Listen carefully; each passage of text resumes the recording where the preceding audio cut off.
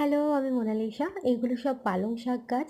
পালং শাকের সামনে এগুলো হচ্ছে কড়াই শাক। কিছুদিন পর কিন্তু কড়াইশুঁটিও হবে।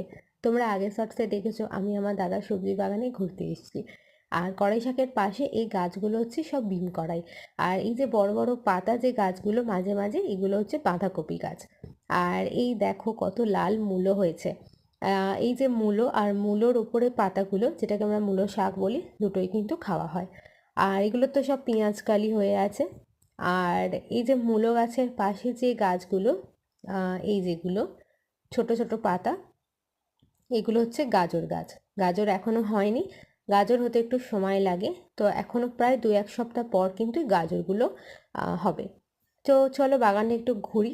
মোটামুটি তো কি কি সবজি দাদা চাষ করেছে তোমাদের বলেই দিলাম। চলো নেক্সট শর্টগুলোতে বাকি সবজি বাগানটা আবার ঘুরে দেখাবো। Bye bye.